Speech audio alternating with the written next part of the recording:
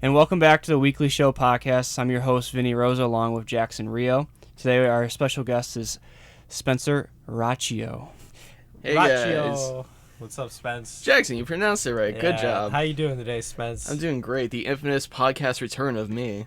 Yes. Dun, dun, dun. Now you're actually talking on it instead of filming it. Yep, second podcast I've ever been on. He's actually doing both because he's got the GoPro still. Yes. Can't leave the GoPro at home. No. So, Spence, tell us what you're doing on the show, what's your role, and just who you are.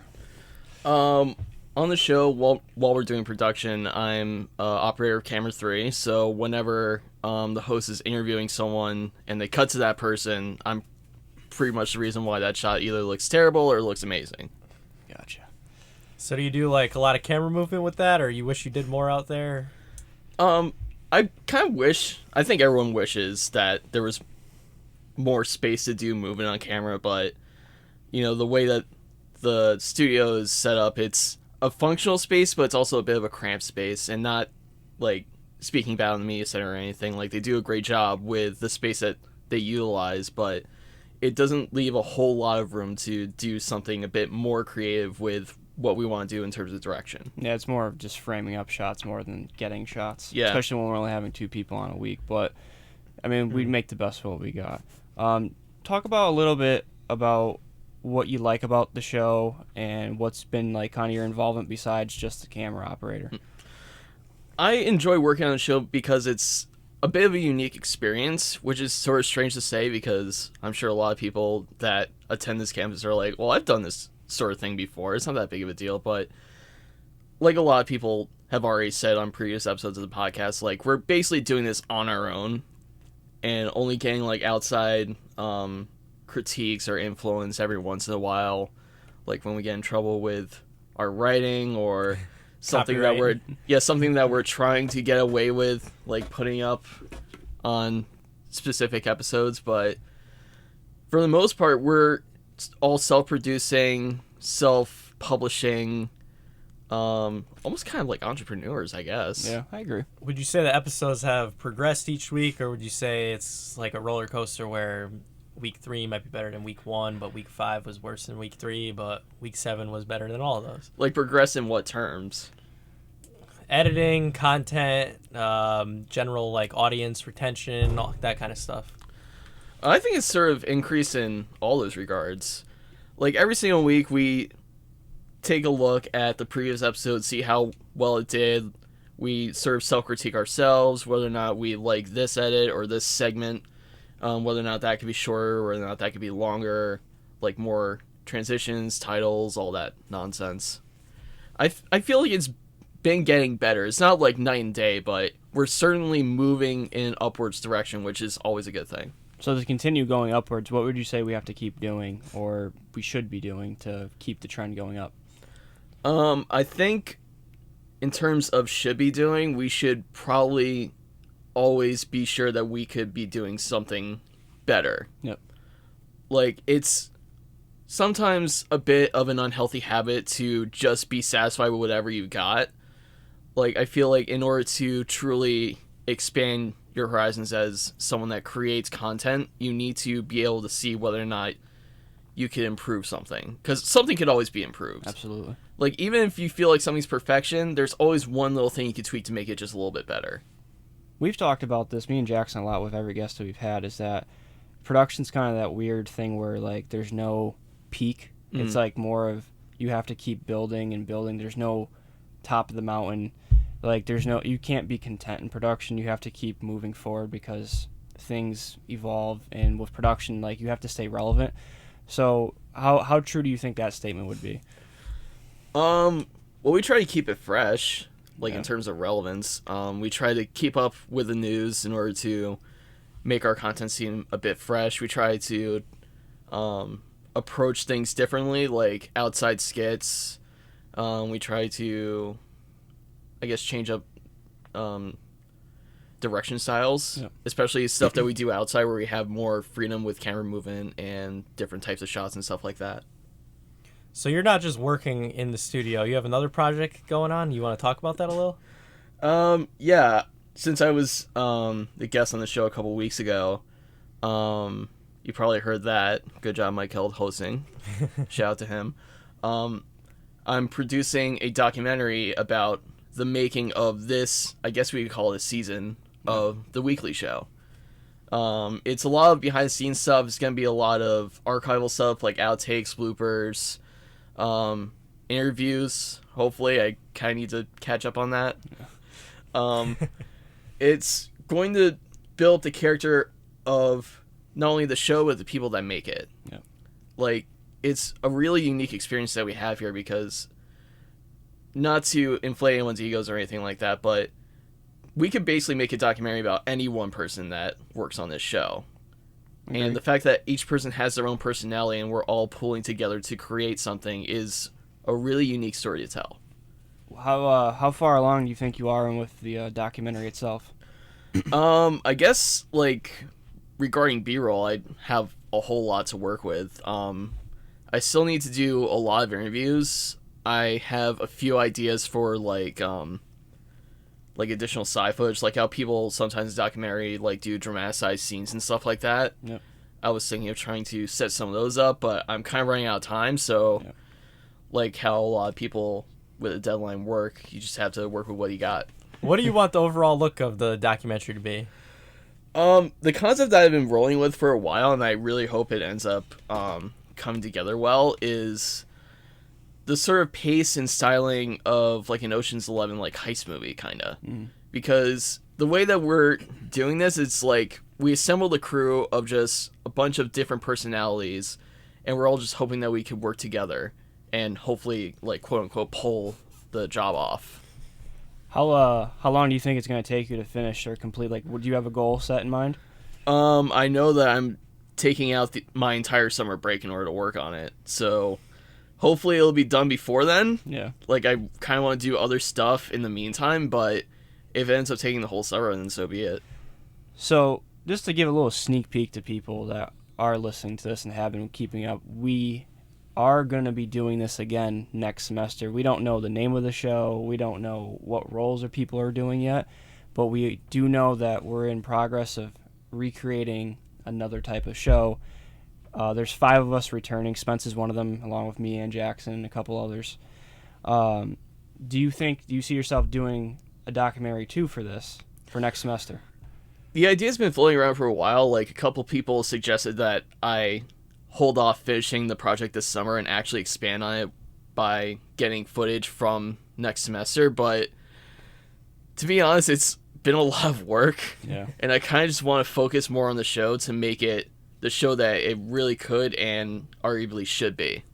Okay. So do you plan on screening the documentary anywhere, or where are you going to release it once it's finally completed? I think once it's finished and I run it by Yanti, and if Yanti thinks the final cut is good, I'll screen it to everyone that worked on the show first, see how they feel about it, and then explore my options from there. Like, if it ends up looking really, really nice, I would love to take it to festivals, but I need to figure out the legality of all that, like technically who owns the footage and who owns the final product. Mm-hmm. Would for next semester, now that we're been approved to get another season of, maybe, I mean, it might not be technically a second season, but a new season of another show for us. Yeah. What's something that you would like us to go in that direction of? I kind of like the idea of having a bit more sketches. Yep. Like, the studio work is really nice, but I feel like the taste of our audience is shifting more towards, I guess, canned skits, like stuff that we do outside the studio. Stuff that takes a little bit longer to put together than whatever time we have within the studio itself. We are getting a new studio in the fall, though, so hopefully we'll be able to utilize that a bit more and try to do some really cool things with it. So what do you think the biggest benefit of having a new studio will be, or do you think it might actually be a little problematic at the beginning if some of the equipment is new? Because we don't really know a lot about that yet. Well, I mean, it'll probably be problematic at first because even though we're all technically like studio veterans, like the people that are coming back, we're all going to have to basically learn a studio when we come back. Like, everyone that is returning and everyone that is going to be brand new to the crew. What do you think about the 5 guys? Is it 5 guys that are coming back? It's Five Guys Burgers and Fries. Yeah, the Fantastic Five or Fab Five. It's Spencer, Vinny, myself, Dustin, and Corey. What do you think of the guys that are returning back? Have you liked working with us, and do you think that's going to be good that we are coming back? It's been a really good experience working with a lot of people because, again, not to speak bad about the university or any of its programs, but up until now, we've all been sort of trained to work entirely on our own. Yeah. Like, sometimes we've had a couple of group works here and there, but not like an entire semester's worth. And working in a crew and putting together a product is something that is insanely valuable once we're out here. Like, once we're out of this campus and trying to find real work, we're going to have to work with the crew no matter whether we like it or not. And I think what's good is that the five of us that are returning, we all seem to be on the same page for the most part. And I know over the summer we're going to start planning this, and with bringing in new people, I think that's cool that we got people to actually be interested to come. So now we kind of get to, prolong the message to other people and show them, like, obviously we're veterans, so we can kind of show them the ropes, and I think that's going to make it easier than it was this semester. I think this semester was such a first time for everyone in the studio that we just experimented and kept on experimenting, and a lot of stuff failed and worked, but I mean, it got to the end of the day, we had 8 shows. Hopefully we're going to put out. What do you think about that? 8 shows I think is good. You look at a lot of miniseries online, whether Netflix, Hulu. Who else does some online stuff? Like Amazon does. Amazon, yes. Yeah. There's a lot of Amazon videos. Miniseries are usually like 8 episodes and stuff. So I think that'll be good. We have 8 episodes to work with, reflect on, like you said, what worked, what didn't work, and we can move on from there and hopefully make the show next semester even better with a new studio. So I gotta ask. I ask everyone. It's a dreaded question. Yeah, dreaded question. Oh no, here we go. But I want the dreaded truth. Who's your favorite person to work with, or who are your favorite people to work with in the studio, if you have a favorite, and why? Well, I mean, I like working with you, Vinny. I like working with Corey. Like, I usually like working with people that try to keep it real, like, no matter what's happening. And, man, that kind of sounds a little mean, doesn't it? It does, but the only reason I ask, and I don't mean to, like, offend anyone, and it hasn't offended anyone yet that I know of, but I feel like there's always someone in the group that brings out the best in someone else to kind of motivate them to keep working, and that's why I feel like we should give people that motivate, because there's 11 of us. Not every single person's going to, like, push someone to, get to the next level, and I think that's the people that work together that, that's who's pushing them. That's why I asked. So, I mean, and I appreciate that. So Yeah. Well, it's also appreciative, like, people don't take things, like, personally. Like, especially in an industry like this where it's practically a revolving door, like, people coming in, getting offended, getting out because they feel like their reputation's tarnished or whatever. Like, people that are able to take criticism and not take it personally but learn from it is a very valuable asset. Like, especially since we've been learning to work on our own a lot, like, we usually don't have critiques or experience critiques at all unless we put ourselves on YouTube and then throw that to the masses, and that's just, man. So you're graduating next semester along with me, right? I think we're all graduating next semester, right? Yes, I believe so. I actually have no idea when I'm graduating. Let's just assume you are. Like, I thought I was graduating in the fall, but now I'm not completely sure, so I'm just throwing caution to when hopefully I'll be out by the end of next year. Let's aim for next semester if you are. Okay. What's the goal where are you planning to apply? What's the main thing you want to focus on? So what do you got in mind? I'm kind of like following the path of desperation, just finding work wherever we can find it. Yeah, I hear you on that. Like, production work is cool and stuff, but especially in a state like this, it's not really as varied as if you were going to a different place, like in New York or California. Here, your best goal is to, like, work at a TV station. Yeah. Like, almost everything is television. There's a couple of movie producers here and there, but most of the time they only live in Connecticut and then just work in New York. Do you prefer to do film or production, you think, when you graduate? I know, because I know you're doing both right now. So what's your more of your passion?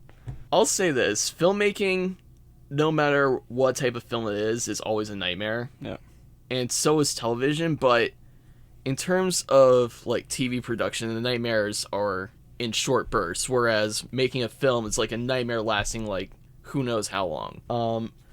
I kind of like the satisfaction of, like, being able to get something done, like, sooner. like with TV, because you have deadlines to make episodes and you're just like cramming everything together like week after week or however long each episode takes to make. Yep. I'm kind of down with whatever. Yep. Like, I've worked on a film set, I've worked in a TV studio.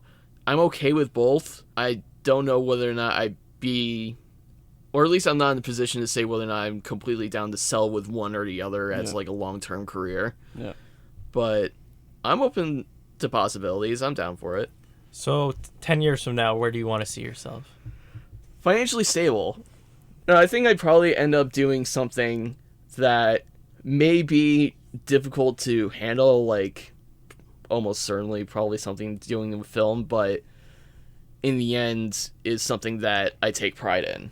See, you remind me a lot about like with Max, because Max is a real big hustler when it comes to production. Oh, yeah. I mean, he works like 3 jobs in this, and you have the same vibe. Like, we all like kind of go to you when we have problems, and I think that's something that is big, because you need people like that in the group that know what they're doing. That's why hopefully next semester you're the head editor, because that's pretty much your craft. Well, it's not hopefully. And it's almost definite, but Oh, I'm flattered.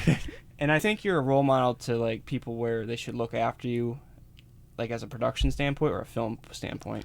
I don't really set out to be a role model. Like, sometimes I just end up being one. Yeah. Like, I just try to be me. I know it sounds weird, but I'm okay with helping anyone. Yeah.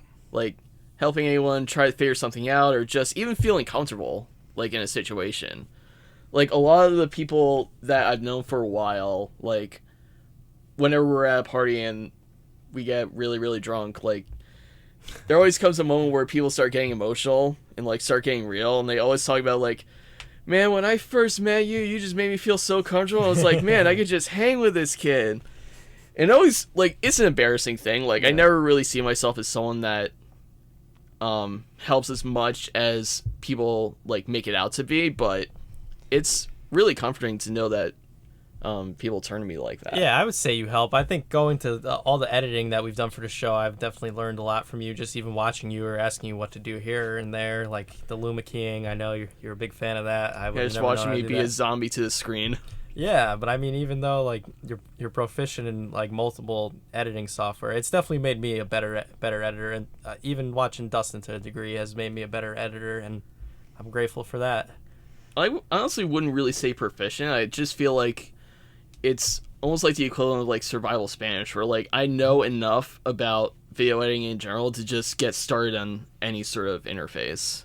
Yeah, but I think that's a huge thing though, because I think a lot of people struggle in just one thing. Like, I mean, I myself, like, I don't really want to focus on editing. I know like the basics of editing, but like, you know, like Jackson just said, you know, like 3 different softwares, and I think that like that's what people should be doing. I feel like is that you should try to get experience in every little aspect of it, because it shows like you care and that you want to like know different things. I mean, obviously me and you are going for 2 different things. Like, yeah. I want to do more technical stuff, and I know you're more into film, but I think that's what makes it different, is that you got to become proficient, and I think that you would be a good role model to go after. And I think next semester, with people that come in that might not know certain softwares, I think you can actually teach them and lead them in the right direction. So yeah, I really hope so. So I think that's about all the time we have for today. Yeah, I'd say so. It's been a pleasure, Spence. Is this our... No, next week will be our last episode, right? Yep. So one more episode left for everyone who's been listening. Yeah, actually, real quick, can I ask you guys a question? Yeah. Go for it. With the camera. Yeah, with the camera. Here we go. All right, so it's like close to the end of the semester. You guys been doing this podcast for... What episode is this? Like 7? 6 or 7. 7. 6 or 7 episodes? We missed 2. Or 6. Probably 6. It's hard to keep track, all the production. Yeah, like I know we talked about how the production on the actual show has evolved. Like, how do you feel the podcast has evolved over the time? We just actually talked about that the other day. We're actually trying to think of things to actually make it better for next semester. We're actually thinking of adding a video, and I think for next semester, a virtual one. Oh, video podcast. Yeah, maybe. Or releasing, because we're on YouTube right now, which is kind of difficult for people to listen to in the car and stuff, so we think it'd be easier to go on like iTunes or SoundCloud or something. Maybe get a wider audience. And also, instead of just like bringing on a person and talking about them, talk about some of the issues we talk about on the show, like because there's some of them are national, even global issues, and I think that'd be interesting to bring in, and people would probably want to listen to that more. We pretty much want to revamp it. We were thinking of actually killing it for a little bit, but we kind of decided that would be kind of not a good idea. Yeah. I think this is something we need to keep rolling with because, like we've talked about, it's about what you're doing and how you're trying to get better. Mm-hmm. And like with this, we thought we mixed well together to actually work together on this, and for the most part, it's been pretty good. I think every person in the studio likes coming on and doing this. A lot of people actually look forward to coming and doing this. Yeah, so. I would say so. Yeah, go figure, right? Coming in on Friday mornings. Yeah. Like, on the podcast. So we're having a good time with it, and I think the people that do listen that are interested in production do enjoy it. It's just that we have to get a better way of getting it out there so people can listen. Yes, So. absolutely. Very cool. So, thank you, Spence, for coming on, buddy. We will, and thank you guys for listening. We have one more episode to go. I'm your host, Vinny Rosa. I'm Jackson Rio. We'll see you next week.